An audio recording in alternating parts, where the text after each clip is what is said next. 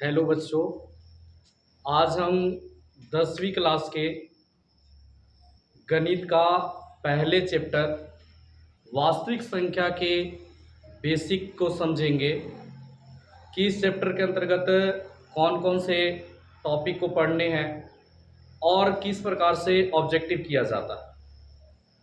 तो 10वीं क्लास का पहला जो चैप्टर है वास्तविक संख्या, तो इसको हम लोग समझते हैं शुरुआत से, बेसिक से। तो सबसे पहले हम अंक की बात करते हैं कि अंक क्या होता है।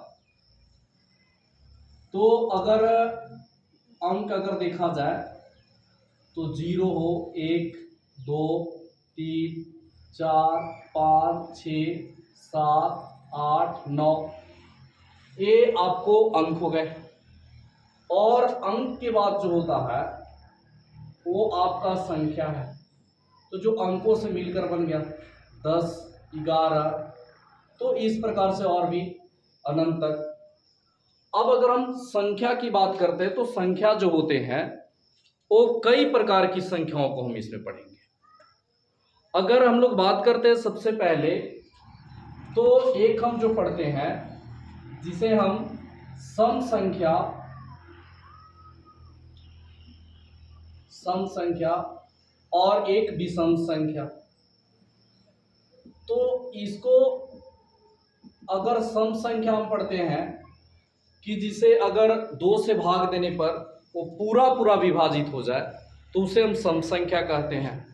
लेकिन अगर ऑब्जेक्टिव को अगर हमें देखना है तो हम समझते हैं कि अगर कोई भी अगर संख्या है, अगर उसके इकाई को अंक के अगर हम देखें, इकाई अंक, तो इकाई का अगर अंक जो है तो 0, 2, 4, 6, 8 अगर हमें मिल जाए तो हम कह देंगे कि ये हमारा सम संख्या है। जैसे अगर हम बात करते हैं कि अगर हमारे पास इतनी बड़ी अगर संख्या है तो इस संख्या का अगर हम इकाई अंक की बात करें तो इस संख्या का इकाई अंक जो है वो 6 है।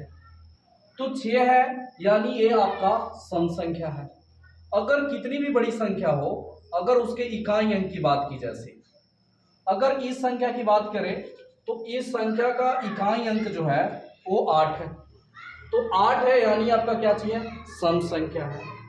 मतलब इकाई का अंक अगर 0 हो जाए, 2 हो जाए, 4 हो जाए, 6 हो जाए, 8 हो जाए, तो ये पांचों में से अगर इकाई का अंक अगर कुछ भी हो जाए तो आपका सम संख्या होगा। अगर इसी प्रकार से बात करते हैं विषम संख्या का, तो इसमें इकाई का जो अंक है वो 1, 3, 5, 7, 9 होता है। तो अगर इस प्रकार से अगर हम देखें तो इस संख्या का इकाई जो अंक है वो 1 है। अगर इकाई का अंक अगर 1 हो जाए तो इसका मतलब है ये आपका विषम संख्या हो जाएगा। अगर कितनी भी बड़ी संख्या हो, अगर आपसे पूछ दी जाए तो इसका इकाई अंक अगर पूछा जाए कि सम संख्या या विषम संख्या, तो इसका इकाई अंक सिर्फ हम देखेंगे तो इकाई अंक 3 है। तो इकाई अंक अगर 3 है तो ये आपका विषम संख्या हो गया।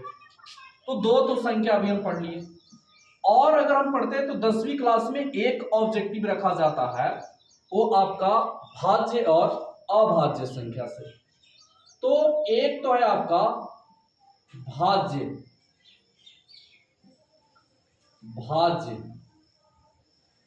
या इसको कहा जाता है यौगिक, भाज्य या यौगिक संख्या। और एक होता है आपका अभाज्य या इसको कहा जाता है रूढ़ संख्या। और एक और जो होता है आपका वो होता है सअभाज्य संख्या। तो यहां से देखिए आपका एक ऑब्जेक्टिव बनता है। तो भाज्य या जो यौगिक जो संख्या है, इसमें देखिए अगर हम बात करते हैं, अगर जैसे लिखते हैं कि 2, 3, 4, 5, 6, 7, एक की बात करते हैं 8, 9, 10, 11, इस प्रकार से। तो एक देखिए, एक जो है वो न तो आपका भाज्य है और न ही अभाज्य। पहले ये दोनों को समझते हैं, भाज्य और अभाज्य को। तो एक तो देखिए दोनों में से किसी के अंतर्गत नहीं आता है, नहीं आपका भाज्य है और नहीं आपका क्या है, अभाज्य है। अब अगर दो की बात करते हैं तो दो को देखिए आपकी एक कितना कितना के पहाड़ा में दो आता है, तो कोई भी जो संख्या है वो आपका एक के पहाड़ा से कट जाता है। तो अगर दो बात करते हैं तो ए तो एक से कट जाएगा और ए स्वयं दो के पहाड़ा से कटेगा। अगर इसी प्रकार से अगर हम बात करते हैं तीन को, तो कोई भी संख्या को एक जो है से पूरा पूरा विभाजित कर देगा और ए स्वयं तीन से भी कट जाएगा। अगर इसी प्रकार से अगर हम चार की बात करते हैं तो चार एक से कट जाएगा, दो के पहाड़ा में चार आता है और खुद चार के पहाड़ा में भी चार आता है। तो अगर कोई भी संख्या की अगर बात करें तो जो संख्या है वो एक से पूरा पूरा कटेगा और स्वयं से भी पूरा पूरा कटेगा। अगर ये दोनों के अलावा अगर किसी अन्य संख्या से भी अगर कट जाए तो आपको समझना है कि वही आपका भाज्य संख्या है। तो जैसे बात कर रहे थे अभी, तो दो की बात कर रहे थे, तो दो जो है वो आपका एक से कट रहा है और स्वयं से भी कट रहा है। इसके अलावा देखिए दो और किसी से नहीं कट रहा है। तो जो एक से कटे और स्वयं से कटे सिर्फ, उसके अलावा और किसी से नहीं कटे, तो उसे हम जो है अभाज्य या रूढ़ संख्या कहते हैं। तो दो जो है हमारा वो रूढ़ संख्या में चला गया। अगर तीन की बात करते हैं तो तीन जो है वो एक से कट रहा है और स्वयं तीन से भी कट रहा है और इसके अलावा किसी और से अगर ये नहीं कट रहा है, इसका मतलब है ये भी जो है अभाज्य या रूढ़ संख्या है। अब अगर चार की बात करते हैं तो चार जो है वो एक से कट रहा है और स्वयं चार से भी कट रहा है। इसके अलावा जो है चार वो दो से भी कट जा रहा है। इसका मतलब है कि जो एक से कटे और स्वयं से कटे, उसके अलावा किसी अन्य संख्या से भी अगर कट जाए तो आपका जो हो जाएगा भाज्य या यौगिक संख्या कहलाएगा। तो चलिए चार जो हो गया आपका भाज्य हो गया। अगर पांच की बात करते हैं तो पांच जो है वो एक और सिर्फ पांच से कटेगा। तो जो सिर्फ एक से और स्वयं से कटे वो आपका अभाज्य हो गया। अब अगर छह की बात करते हैं तो छह देखा जाए एक से कटेगा, छह दो के पहाड़ा में पूरा पूरा कटता है, तीन के पहाड़ा से पूरा पूरा कटता है, छह के भी पहाड़ा से पूरा पूरा कटता है। तो आप स्वयं से बताइए आपका ए जो हो गया वो भाज्य हुआ कि अभाज्य? तो ए जो संख्या जो हो गया आपका भाज्य यानी जो हो गया यौगिक संख्या हो गया। अगर हम सात की बात करते हैं तो सात जो है एक से कटेगा और सिर्फ सात से कटेगा। इसका मतलब ए भी जो है आपका अभाज्य संख्या हो गया। अगर आठ की बात करते हैं तो आठ देखिए एक से कटेगा, दो से कटेगा, चार से कटेगा और आठ से कटेगा। इसका मतलब ए जो है आपका वो भाज्य संख्या हो गया। अगर बात करते हैं इसी प्रकार से और संख्याओं को, तो ए होता है आपका भाज्य और अभाज्य। तो भाज्य का अगर हम बात करते हैं तो भाज्य संख्या में क्या होता है कि एक से कटे और स्वयं से कटे, उसके अलावा अगर किसी अन्य संख्या से भी अगर कट जा रहा है तो समझिएगा कि वो आपका भाज्य है, यौगिक है। अगर सिर्फ और सिर्फ एक से कटे और स्वयं से कटे तो समझ लीजिएगा कि वो आपका अभाज्य है या फिर रूढ़ संख्या है। अब अगर देखिए आपसे प्रश्न अगर पूछा जाता है और भी ऑब्जेक्टिव के रूप में, जैसे अगर आपसे पूछा जाए कि सबसे छोटी भाज्य संख्या यानी सबसे छोटी यौगिक संख्या, तो सबसे छोटी जो यौगिक संख्या है वो हमारा चार है। अगर पूछा जाए सबसे छोटी रूट संख्या, तो सबसे छोटी जो रूट संख्या है वो दो है और दो जो है आपका वो सम संख्या है। तो मात्र एक ही ऐसी सम संख्या है जो आपका रूट संख्या के अंतर्गत है। इसके अलावा जितने भी रूट संख्या में आएगा वो कोई सम नहीं आएगा, सब विषम आएगा। सिर्फ और सिर्फ दो ही मात्र एक ऐसी संख्या है जो सम संख्या है और लेकिन क्या चीज है, रूट है। इसके अलावा जो भी अगर रूट संख्या के अंतर्गत आएगा वो विषम ही आएगा। अगर अब प्रश्न पूछा जाता है कि एक अंकों की सबसे बड़ी रूट संख्या, तो एक अंक की बात कर रहा है, तो एक अंक अगर आप पढ़े थे तो एक अंक जो होता है एक से लेकर 9 तक होता है।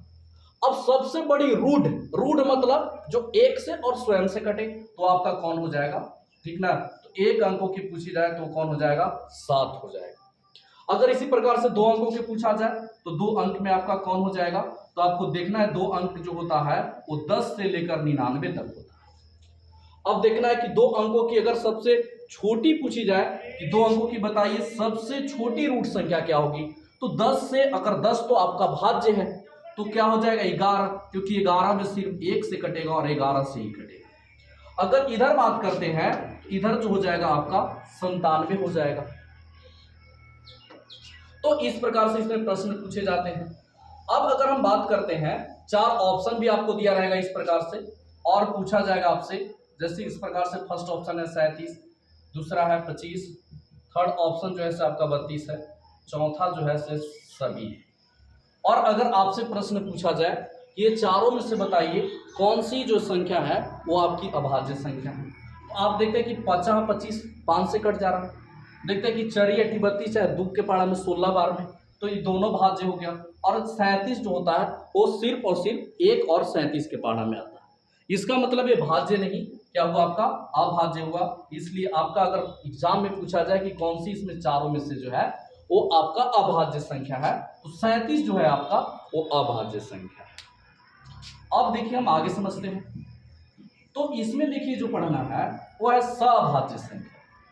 अब सभाज्य संख्या क्या होता है इसको अगर हम समझते हैं, तो सभाज्य जो संख्या होता है कि वैसी दो संख्याएं अगर जिनका अगर हम मसा निकालते हैं तो मसा निकालने के बाद अगर हमें 1 प्राप्त हो तो उसे हम सभाज्य संख्या कहते हैं।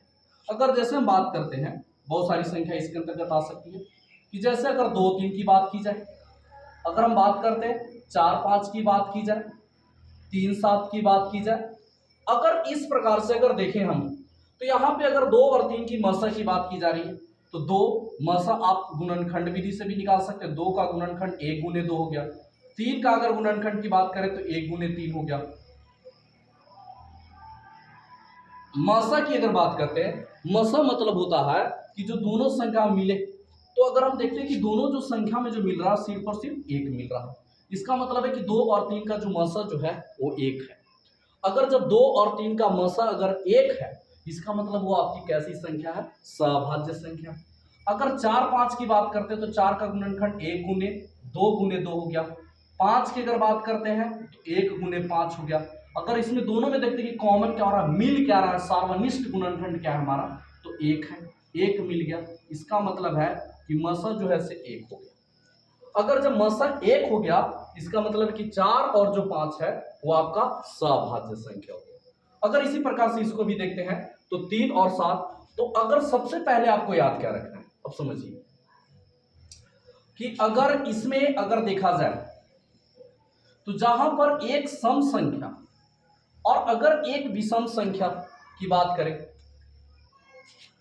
जैसे अगर कोई भी अगर एक सम और एक विषम की बात करें तो रहेगा तो आपका सभाज्य के अंतर्गत आ जाएगा। लेकिन अगर विषम विषम में हो भी सकता है, नहीं भी हो सकता है। यहाँ पे जैसे विषम है तो ये आपका सभाज्य संख्या है, नहीं भी रह सकता। तो इस प्रकार से अगर बात करें तो सभाज्य संख्या क्या बताया गया कि सभाज्य संख्या उसी को कहिएगा, ये आपका ऑब्जेक्टिव पूछा जाता है कि सभाज्य संख्या क्या होते हैं। तो आपको याद रखना है कि जिसका अगर मसा 1 हो सिर्फ और सिर्फ, उसी को हम कैसी संख्या कहेंगे, सभाज्य संख्या कहते हैं। अब अगर हम बात करते हैं आगे संख्याओं को और अगर चलते हैं तो हमारा मिलेगा परिमेय संख्या और एक मिलेगा अपरिमेय संख्या। तो परिमेय संख्या क्या होती है, तो परिमेय संख्या जो है, ठीक ना, कि कहा जाता है कि वैसी संख्या जिसे हम p बटा q के रूप में लिख सकते हैं और जहां q जो है वो 0 नहीं होना चाहिए। मतलब जो परिमेय जो संख्या है ना, अगर जब आप संख्या रेखा पर देखते हैं कि संख्या रेखा जो ये है इसके आगे धनात्मक रहता है,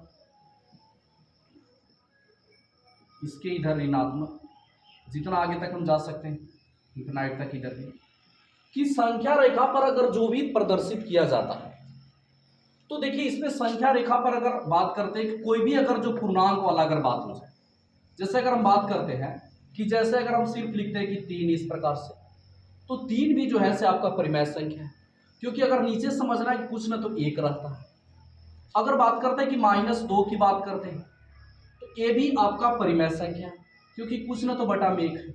लेकिन अगर वही हम बात करते हैं कि ऊपर अगर 0 लिख दे तो तब पर भी ये जो है आपका परिमेय संख्या। लेकिन अगर किसी संख्या के अगर हम जब नीचे 0 अगर लिख दे तो आपका परिमेय संख्या नहीं होगा। तो चलिए देखिए, तो यहां तक समझे कि अगर धनात्मक कुछ भी 1 2 100 जो भी रहे वो सब आपका परिमेय संख्या है। चाहे उसके अगर माइनस आगे लग जाए तब पर भी वो आपका परिमेय संख्या है। अगर 0 की बात करें तब पर भी वो आपका परिमेय संख्या है। अगर दशमलव के रूप में ऐसे दिया रहे दशमलव 1.2 तब पर भी आपका परिमेय संख्या है, क्योंकि इसे हम p बटा q के रूप में लिख सकते हैं। 1.2 है तो इसे अगर हम भिन्न तोड़ेंगे तो 12 और दशमलव के लिए बटा 1 लिखेंगे, इसके बाद जितने अंक है उतना हम 0 लगा देते हैं। तो इस प्रकार से अगर देखते हैं कि ये परिमेय संख्या है। और भी अगर देखते हैं, अगर रेखा के रूप में इस प्रकार से बार लगा रहे 1.3 और इसके ऊपर अगर रैकरिंग ऐसे है 1.3 और अगर इसके ऊपर रैकरिंग अगर लगा रहे तब पर भी जो है आपका परिमेय संख्या। अगर बात करते हैं, अगर कोई भी संख्या अगर इस प्रकार से भिन्न के रूप में रहे, जैसे 3/2 को लिखते हैं तब पर भी ये परिमेय संख्या है। अगर माइनस चिन्ह कुछ भी लग जाए तब पर भी आपका ये परिमेय संख्या है। अब अगर रूट के अंदर वाले संख्या का बात करते हैं, अगर हम जैसे अगर रूट के अंदर देखते हैं कि जैसे रूट 16 हो गया तो रूट 16 भी परिमेय संख्या है, क्योंकि रूट 16 जो है आपका वो 4 के होता है। अगर इस प्रकार से अगर हम देखते हैं क्वेश्चन को कि अगर रूट 16 बटा में अगर 4 दिया हो तब पर भी आपका परिमेय संख्या है। अगर देखते हैं कि रूट 36 लिखा हुआ है और बटा में रूट 25 है तो देखेंगे कि ये निकल रहा है कि नहीं निकल रहा है। तो 36 देखते हैं कि जो वर्ग होता है 6 का है, 25 जो है से 5 का, अगर निकल जाए तब आपका क्या चीज है, परिमेय संख्या। अगर बात करते हैं, अगर और भी क्वेश्चन में अगर आपको इस प्रकार से लिखा रहा है कि 8 बटा में अगर बात करते हैं 32, तो आप देखते हैं कि 8 तो किसी का है नहीं और 32 भी नहीं है। तो इस वाले प्रश्न में आपको क्या करना है कि जो अगर कटेगा क्वेश्चन को तो उसको उतना काट के छोटा कर देना है। तो देखेंगे कि 8 ही कम 1, 8 चौके 32, रूट में आपका हो गया 1 बटा में 4, और जो 1 जो होता है वो 1 का होता है और 4 जो होता है 2 का होता है। इसका मतलब कि ए भी जो हो गया आपका परिमेय संख्या।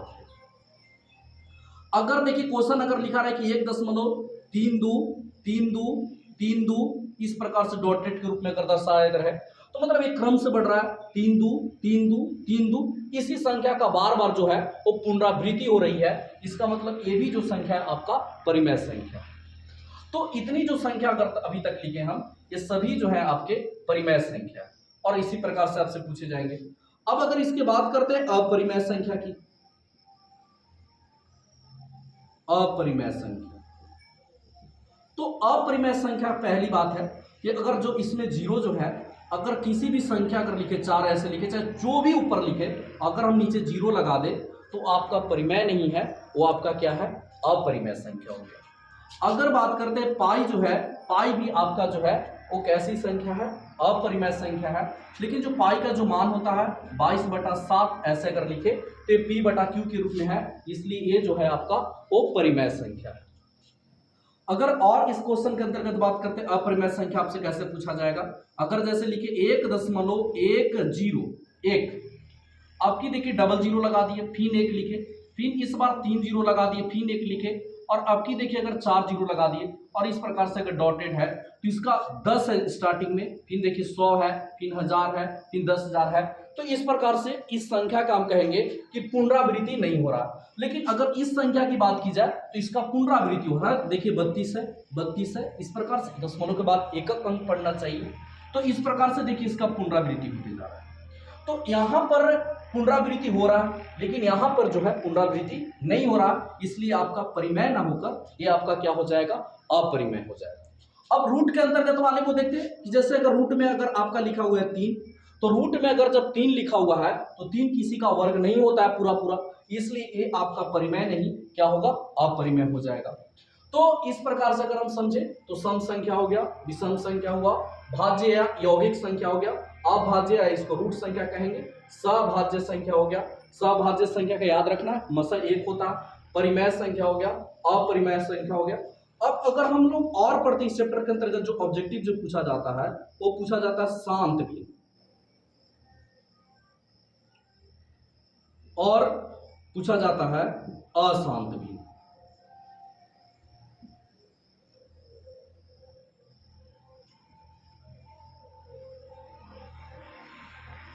तो शांत भिन्न और अशांत भिन्न की बात की जा रही है। तो चलिए देखते हैं शांत भिन्न क्या होगा।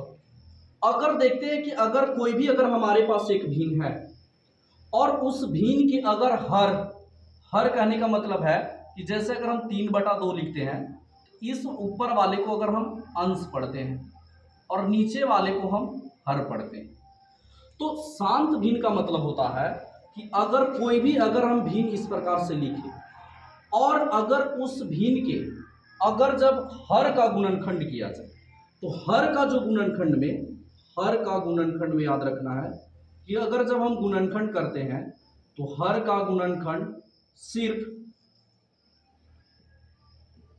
2 और 5 होने चाहिए। 2 5 होने चाहिए। अगर 2 और 5 के अलावा अगर कुछ आ जाए तो आपका शांत नहीं रहेगा, वो आपका क्या हो जाएगा, अशांत हो जाएगा।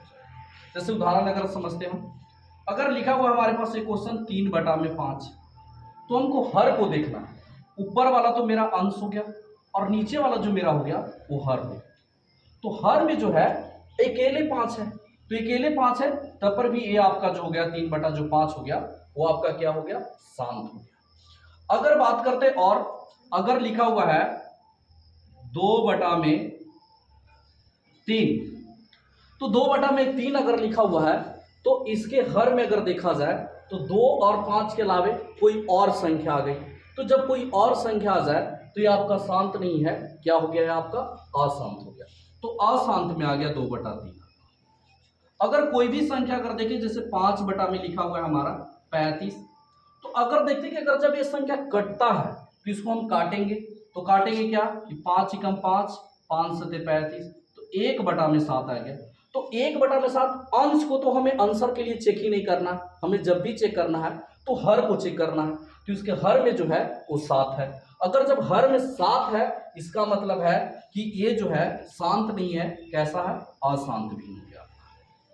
तो इस प्रकार से अगर आपको मिले और भी देखा जाए, अगर 3 के घात अगर 2 है, इस प्रकार से भी क्वेश्चन दिए जाते हैं, और 5 के घात 2 है और 3 है और गुने में 2 के घात 5 है। तो इस प्रकार से अगर आपको ऑब्जेक्टिव पूछे तो आपको सबसे पहले काटना है। तो यहाँ पर देखते हैं कि 3 अकेला है, यहाँ पर 3 2 को है, तो ए को 3 से तो ए को कट गया, तो आपका और तो कुछ नहीं कटेगा, तो ऊपर बच गया 3, नीचे बच गया 5 के घात 2, 3 था से समाप्त हो गया, 2 के घात 5 हो गया। अब देखेंगे कि नीचे जो हमारा जो बच गया वो कितना बचा, 5 और कितना बचा, 2 बचा। अब अगर जब हर में 5 और 2 बच गया, इसका मतलब कि ये जो भिन्न है आपका वो कैसा भिन्न हो गया, शांत भिन्न हो गया। और भी देखिए, अगर क्वेश्चन अगर इस प्रकार से समझते हैं हम लोग, अगर जैसे लिखा रहे कि 3 के घात 4 बटा में 2 के घात 5 गुने 5 के घात 3, सिर्फ ऐसे क्वेश्चन देते मान लेते हैं, तो बहुत सारे बच्चे लोग यहाँ पे समझते हैं कि घात तो 3 आ गया, इसका मतलब मेरा शांत नहीं, अशांत है, तो गलत है आपका। सिर्फ और सिर्फ इसको समझना है। तो 2 और 5 है, तो 2 और 5 अगर जब यहाँ पे है, इसका मतलब ये जो भिन्न है आपका वो कैसा भिन्न है, शांत भिन्न है।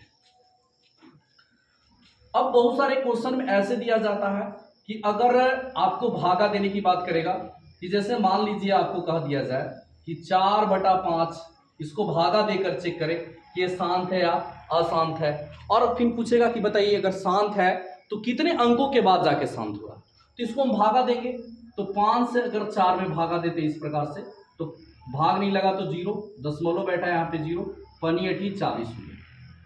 अगर हम यहाँ पे बताएंगे कि हमारा जो है एक अंक के बाद जो क्वेश्चन है वो शांत हो रहा है, तो इतना से देखिए क्वेश्चन बनता है। और अगर अब हम आगे समझते हैं इसके ऑब्जेक्टिव को, पहले पूरे बेसिक को तो समझते हैं इधर।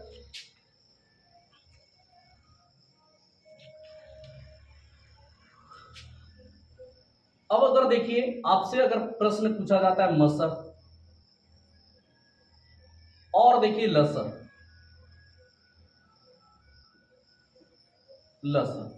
मसर का पूरा जो नाम होता है उसे हम कहते हैं महत्तम समापवर्तक। लसर का जो पूरा जो नाम होता है उसे हम कहते हैं लघुत्तम समापवर्तक। मसर को हम लोग बोलते हैं HCF, हाईएस्ट कॉमन फैक्टर, और लसर को जो है हम लोग LCM बोलते हैं, लोएस्ट कॉमन मल्टीप्लाई। अब अगर ये दोनों को समझते हैं तो एचसीएफ और एलसीएम कई तरीके से हम निकाल सकते हैं। तो इसको हम समझते हैं जो हमें पूछा जाता है। अगर आपको क्वेश्चन इस प्रकार से दिया रहता है कि 8, 12 और 10 है, इसका आप मसा ज्ञात करें। सिर्फ ऐसे कह दे तो कोई दिक्कत नहीं है। अब प्रश्न अगर आपसे पूछे कि मसा जो है वो गुणनखंड विधि से ज्ञात करें, गुणनखंड का, तो सबसे पहले हम इसका गुणनखंड कर लेते हैं। 8 का गुणनखंड करेंगे तो 2 से 4 बार में, 2 से 2 बार में, 2 से 1 बार में। अगर 12 की गुणनखंड करें तो 2 से 6 बार में, 2 से 3 बार में, 3 से 1 बार में। अगर हम 10 का गुणनखंड करें तो 2 से 5 बार में, 5 से 1 बार में हो गया। तो 8 का जो गुणनखंड हो गया हमारे पास 2 गुने 2 गुने 2 गुने 1 हो गया। अगर 12 की गुणनखंड की बात की जाए तो 2 गुने 2 गुने 3 गुने 1 हो गया। अगर 10 की गुणनखंड की बात की जाए तो 2 गुने 5 गुने 1 हो गया। तो अगर इसमें देखते हैं कि मसा अगर जब गुणनखंड विधि से कहा तो इसमें देखेंगे कि कौन कौन सी ऐसी संख्या है जो तीनों में मिल जाए। तो इसमें देखते हैं कि 2 जो है से तीनों में है, इस 2 को देखते हैं कि 2 में है, इसमें है ही नहीं। और 1 देख रहे हैं कि तीनों में, 3 की बात करते हैं तो इसमें है, तो इसमें नहीं है। 5 की बात करते हैं तो सिर्फ एक ही में है, तो नहीं मिला। तो 2 मिला हमें और 1 मिला, तो 2 एकम 2 हो गया। तो इसका मतलब हो गया कि 8, 12, 10 का मसा जो होता है वो 2 होता है। और आप आंसर कैसे जांच करें कि मेरे द्वारा बनाया गया आंसर मसा का सही है या गलत है? तो मसा देखिए हम किसे कहते हैं कि मसा देखिए एक वैसी संख्या होती है कि जो इस संख्या को पूरा पूरा अगर विभाजित कर दे, इसका मतलब है कि उसका वो मसा है। तो अगर 2 से देखते हैं तो 2 से 8 जो से 4 बार में कट जाएगा, ठीक ना। 2 से अगर बात करते तो 12 जो है 6 बार में कट जाएगा और 10 जो है 5 बार में कट जाएगा। और मसा का देखिए पूरा नाम है हाईएस्ट कॉमन फैक्टर, मतलब वो सबसे बड़ी से बड़ी संख्या होनी चाहिए, ठीक ना। कौन सी है कि जो इसको पूरा पूरा नाप दे, माने पूरा पूरा इसको क्या कर दे, काट दे, वही इसका मसा होगा। तो इस प्रकार से मसा जो है गुणनखंड विधि से आपका बना। अगर बात करते हैं एलसीएम की तो एलसीएम भाग विधि से सब कोई बनाने जानते हैं। इस प्रकार से अगर बात करते हैं 8, 12, 10 तो ये आपका एलसीएम बन रहा, वो भी भाग विधि से बन रहा है। अगर गुणनखंड विधि से अगर एलसीएम अगर निकालने के लिए बोले लसा, तो इस प्रकार से देखिए हम निकाल लेते हैं, इसी क्वेश्चन से निकाल लेते हैं इसका लसा भी। तो लसा में क्या करना है कि हमें देखना है कि गुणनखंड में कौन कौन जात वाली संख्या आई है। तो हम देख रहे हैं कि 2 वाले आए हैं, और क्या है 3 वाले आए हैं, और क्या है 5 वाले आए हैं। तो अब देखेंगे हम लसा में, ठीक ना, एलसीएम के अंतर्गत हम देखेंगे कि पहले तो हमने जात पता किया कि कौन कौन से जाति की संख्या है। तो हम देखे कि पूरे क्वेश्चन में 2 जाति के हैं, 3 जाति के और 5 जाति के हैं। अब देखेंगे कि जिस जाति की इसमें संख्या ज्यादा है, जिस घर के अंतर्गत उसकी संख्या ज्यादा है। जैसे अगर हम बात करते हैं इस वाले में तो इसमें देखते हैं कि 2 की संख्या 1, 2, 3 है। इसमें अगर बात करते हैं तो 2 की संख्या 2 है, इसमें 2 की संख्या 1 है। तो हम बात करते हैं तो पहले वाले जो घर है, पहले वाले घर में 2 वाले जात की संख्या ज्यादा है। तो जिस घर में अगर जिसकी संख्या अगर ज्यादा हो तो उसी को हमको रखना है। एलसीएम के लिए बता रहे गुणनखंड विधि से, तो 2 को यहां हम 3 वाले बार को रखेंगे। अब अगर हम बात करते हैं 3, तो 3 की अगर देखते हैं कि इसमें 0 है, इसमें 3 1 है, इसमें भी 0 है, तो इसमें ज्यादा है, 1 हो गया। 5 की अगर बात करते हैं तो 5 इसमें 0 है, इसमें 0 है, इसमें 1 है, तो ये अकेला आ गया। तो इसको गुना कर 2 दूना 4, 4 दूना 8, 8 की 24 और 24 25 जो हो गया आपका 120 हो गया, 120। अब देखिए अगर एलसीएम को अगर हम लोग आंसर चेक करते हैं तो एलसीएम में होता है क्या, लसा क्या होता है कि देखिए जो आपका क्वेश्चन है उस क्वेश्चन से इसे पूरा पूरा कट जाना चाहिए। और एचसीएफ में क्या होता है कि आंसर से क्वेश्चन को पूरा पूरा कट जाना चाहिए। तो अगर हम 8 के पारा पढ़ते हैं तो 120 जो है वो 15 बार में आ जाएगा, 12 के पारा में 120 जो है वो 10 बार में आ जाएगा, 10 के पारा में 120 जो है वो 12 बार में आ जाएगा, पूरा पूरा कट जाएगा। मतलब एलसीएम वह बड़ी से बड़ी देखिए संख्या यहाँ पर जो है ना आपका एलसीएम जो होता है सुबह छोटी से छोटी, ये देखिए जो माप होना है जिससे पूरा पूरा इसको नाप लेना है। तो आपको समझ के रखना है कि एचसीएफ को जो आंसर चेक करना है कि जितना भैया आपका आंसर है उससे आपका क्वेश्चन वाले सब कट जाए। और एलसीएम में जो आंसर चेक करना है कि जो भी अगर आपका क्वेश्चन है उस क्वेश्चन से मेरा आंसर पूरा पूरा कट जाना चाहिए। तो इस प्रकार से आपका एचसीएफ और एलसीएम का क्वेश्चन आता है। और भी अगर क्वेश्चन को अगर हम समझते हैं तो इस प्रकार से हम एचसीएफ और एलसीएम जो है वो गुणनखंड विधि से ज्ञात कर सकते हैं। अगर ऑब्जेक्टिव वाले को और देखते हैं तो आपका जो ऑब्जेक्टिव जो होता है, अगर प्रश्न आ जाए तो देखिए मसा और लसा से, तो इसमें अगर दो संख्या दिया हो तो पहली संख्या गुने दूसरी संख्या बराबर जो होता है वो मसा गुने लसा होता है। तो अगर ये जो क्वेश्चन होता है, अगर ये जो फॉर्मूला जो है आपका कि पहली संख्या गुने दूसरी संख्या बराबर मसा गुने लसा, तो इसे आप सत्यापित करने के लिए प्रयोग करेंगे। सत्यापित करने के लिए प्रयोग करना है। जैसे अगर मान लीजिए कि अगर आपके पास एक क्वेश्चन इस प्रकार से दे दिया जाए कि 8 और 10 दो संख्या है, तो इन दोनों संख्याओं को सत्यापित करना है कि पहली संख्या गुने दूसरी संख्या बराबर मसा गुने लसा। तो चलिए हम पहले 8 का गुणनखंड कर लेते हैं। तो 2 से ही 4 बार में हो गया, 2 से 2 बार में हो गया, 2 से 1 बार में हो गया। अगर हम 10 की बात करें तो 2 से ही 5 बार में हो गया, 5 से 1 बार में। तो 8 का जो गुणनखंड हो गया 2 गुने 2 गुने 2 हो गया। 10 का जो गुणनखंड हो गया वो आपके पास हो गया 2 गुने 5 गुने 1 हो गया। अब देखते हैं कि इसका एचसीएफ क्या होगा। तो दोनों में मिलाकर देखते हैं हम, तो 2 मिल गया और हमें क्या मिल रहा है, 1 मिल रहा है। तो 2 गुने 1 एचसीएफ 2 हो गया। एलसीएम की अगर बात करते हैं हम, तो बताए कि जिसकी देखिए इसमें कौन कौन है, तो 2 जाति का संख्या है, 5 जाति का 1 तो है। तो 2 और 5 में देखें कि 2 वाला जाति की संख्या किस घर में ज्यादा है, तो इसमें ज्यादा 1 2 3 है, तो आंसर ज्यादा वाला ही होगा। 5 वाला देखें तो इसमें ही है, तो ये हो गया। तो हो गया 2 दूना 4, 4 दूना 8, 8 बचे 40।